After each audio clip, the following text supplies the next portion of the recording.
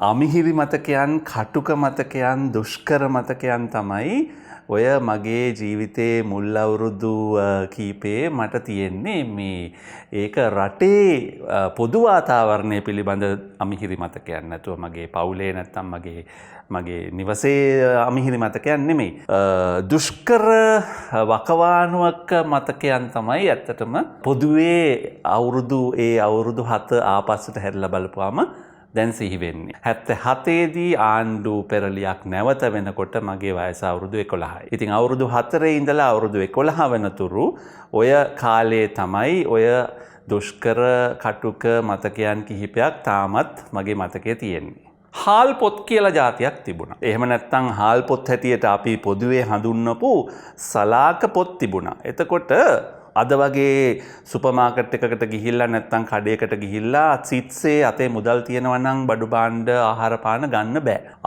අත්‍යවශ්‍ය සහල්, පාම්පිටි, සීනි, හාල් මැස්සෝ, පරිප්පු මේ වගේ දේවල් නිශ්චිත ප්‍රමාණයන් පමණක්, සීමිත ප්‍රමාණයන් පමණක් එක නිවහනකට, එක පවුලකට නිකුත් කිරීම සඳහා රජයෙන් නිකුත් කරන ලද සලාක පොත් ක්‍රමයක් තිබුණා. ඒවා දෙන්නේ රජයේ බලයලත් සමුපකාර වලින් තමයි. ඉතින් හුඟක් වෙලාවට සමුපකාරේ එක්ක බඩු ඉවර වෙලා, එක්ක තියෙන්නේ බොහොම ප්‍රමිතියෙන් බාල, කන්නට තරම්වත් සුදුසු නොවන විදිහේ ආහාර ද්‍රව්‍ය තමයි තියෙන්නේ. ඉතින් මේ වගේ ආහාර, එදිනෙදා අත්‍යවශ්‍ය ආහාර පිළිබඳව හිඟයක්, සීමා සහ නොයෙක් තහංචි තිබුණා. දැන් මගේ පියාගේ උපන්ගම ගම්පහ දිස්ත්‍රික්කයේ ගණේමුල්. එතකොට තාත්තට තිබුණා තාත්තගේ පවුලෙන් ලැබුණු පොල් ඉඩම් වගේම කුඹුරු ඉඩම් තිබුණා. තාත්තගේ පවුලේ සහෝදර සහෝදරියන්ට තාත්තටත් එක්ක. තමන්ගේම වත්තේ වවා ගන්න පොල් ටිකක්, තමන්ගේම කුඹුරු වල වවා ගන්න වී ටිකක් ගම්පහ ඉඳලා කොළඹ පදිංචි වෙලා හිටපු නැත්නම් කෝට්ටේ පදිංචි වෙලා හිටපු අපේ ගෙදරට ගේන්න බෑ. තමන්ගේම පෞද්ගලිකව උපයාගත්ත මේ ආහාර ද්‍රව්‍ය, වියලි සලාක ද්‍රව්‍ය අපේ වාහනයකම අපට ගේන්න බෑ. ඒකට කොහෙන්වත් ඉන්න කවුරුවත් නිලධාරියෙක්ගෙන් අවසර ගන්න ඕනේ. ඒවා ප්‍රවාහනය පිළිබඳව තහංචි තිබුණා. ඔය හාල් පොලු කියන්නේ ඒවා. තමන් පදිංචි වෙලා ඉන්න ගෙදරකට තමන්ගේ වාහනයකින් ගෙනිය ගන්න දුන්නේ නැති මහා කාලකන්ණි සීමා තමයි ඒ කාලේ තිබුණේ. පියෙක් හැටියටත් මගේ ළමා කාලයත් මට සංසන්දනය කරන්න පුළුවන් මගේම පෞද්ගලික අත්දැකීම් වලින්. ඉතින් මම නම් පිළිගන්නේ නෑ එදා ළමාවිය සුන්දරයි, අද ළමාවිය අසුන්දරයි හෝ සංකීර්ණයි කියලා. සමාජයක් හැටියට අපි යම් යම් සංකීර්ණතා වැඩි වෙලා තියෙනවා. හැබැයි එදා වුණත් අද වුණත් තමන්ගේ විනෝදාංශ, තමන්ගේ රුචි අරුචිකම්, තමන්ගේ කැමති දේ කරා යොමු වෙන්නට, ඒ සඳහා කාලය මිඩංගු කරන්නට, ඒ මිහිරි අත්දැකීම් ලබන්නට ළමයින්ට අදත් මං හිතන්නේ තියෙනවා අවකාශය. ඒක සමහර විට පුද්ගලයාගෙන් පුද්ගලයාට වෙනස් වෙන්න පුළුවනි, පවුලෙන් පවුලට වෙනස් විය හැකි. නමුත් මං පොදුවේ පිළිගන්නේ අනේ එදා හොඳයි ඔය good old days කියන කතන්දරේ ඕක ඔය තර්කයක් හැටියට ගෙනාවට ඕක සාක්ෂි සහිතව පුළුල් ජන සමාජයට ඕක ආදේශ කරන්නට බැහැ.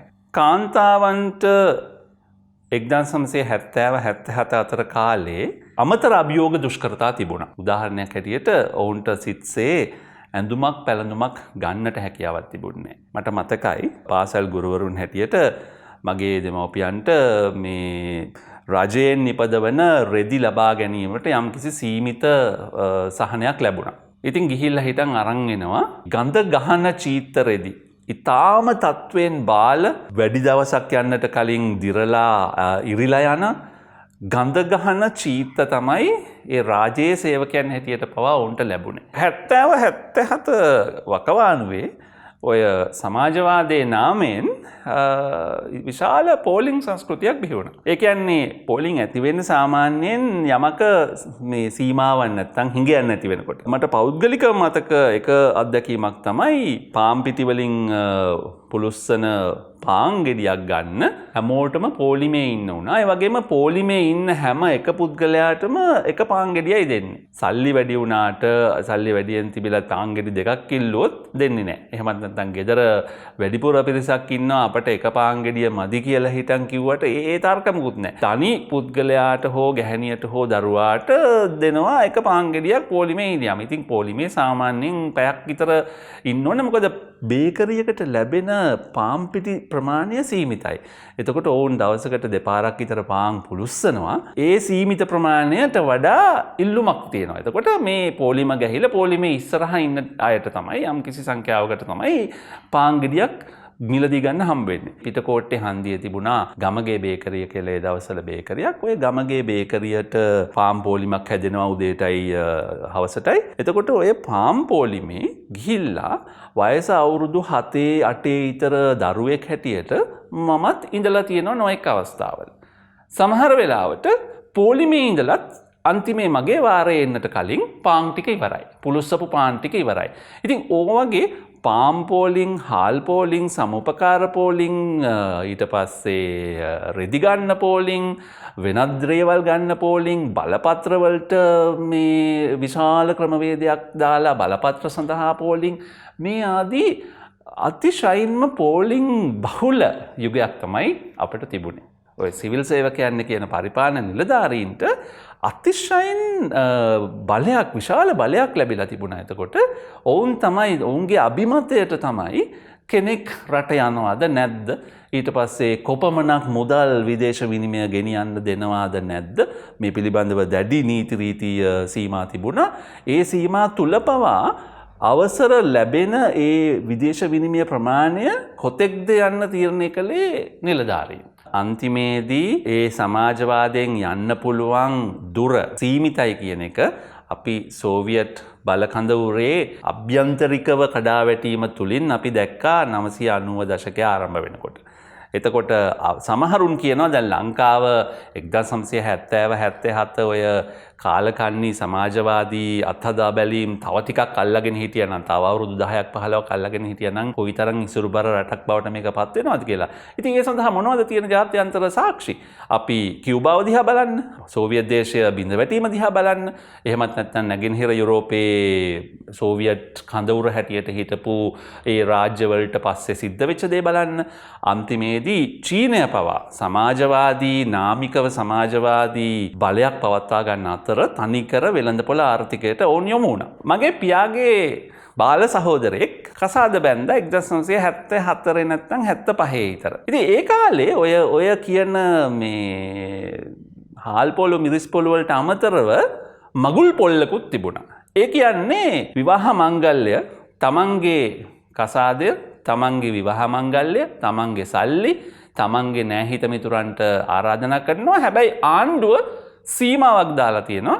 ගෙන්නන්න පුළුවන් ගෙස්ලා ගාන නැත්නම් ආරාධිතයන් ගාන මෙපමණයි. ඔවුන්ට දෙන්න පුළුවන් සංග්‍රහයන් මේවා පමණයි කියලා. ඉතින් දැන් මම මතකයි මගේ බාප්පගේ විවාහ මංගල්‍යයට යනවා. ඒක මං හිතන්නේ 100ක් විතර දෙනෙක් ආරාධනා කළ හැකිව තිබුණා. ඉතින් පවුලේ සහ සමීපතයන් ආවා. ඒ අයට දෙන්න පුළුවන් අයිස්කෝපි එකකුයි කේක් කෑල්ලකුයි විතරයි. වෙන කිසි දෙයක් දෙන්න නීතියෙන් අවසර නැහැ. අවසර ලත් ප්‍රමාණය ඉක්මවා යනවාද කියලා බලන්න ඔත්තුකාරයෝ රජයෙන් නොඑක් ස්ථානවල, ඒ කියන්නේ හෝටල්වල නැත්නම් වෙනත් ඔය මංගල්‍ය උත්සව පවත්වන ශාලාවල අසල ගැවසෙමින් සිටියා කියලාත් මං අහලා තියෙනවා. ඉතින් අන්න ඒ වගේ ඔය මගුල් පොල්ලත් අපිට ඒ 70-77 දශකයේ තිබුණු අමිහිරි කාලකන්ණි මතකයන්ගෙන් එකක්. දේශපාලන වේදිකාවලින්, රාජ්‍ය මාධ්‍යවලින් බණ කියාපු මේ පාලක පැලැන්තිය අපිට පස්සේ ආරංචි වුණා. 77 ආණ්ඩු පෙරළියෙන් පස්සේ ආරංචි වුණා. ඒ අයට මේ කිසිම සීමාවක් තිබිලා නැහැ. ඒ අයට සිත්සේ තමන්ට අවශ්‍ය කරන ආහාර ප්‍රමාණයන්, ආහාර ද්‍රව්‍ය, දේශීය සහ විදේශීය ආහාර ද්‍රව්‍ය ඔවුන්ට පරිභෝජනය කරන්නට හැකි වෙලා තියෙනවා. සමුපකාරයෙන් නෙමෙයි, ඊට වඩා ඉහළ ප්‍රමිතියේ හොඳ දේවල් ඔවුන්ට වෙනම වෙන් කරවාගෙන ඔවුන් භුක්ති විඳලා තියෙනවා. පාලක පැලැන්තියට එක දෙයකුත් සෙසු සමස්ත සමාජයේ මහජනතාවට ඒ ඉතුරු වෙන ඇටකටු ටිකකුත් තමයි ඔන්න ඔය වගේ දෙකක් තමයි ඔය සමාජවාදය කියලා හිටන් 70-77 අතර තිබුණේ.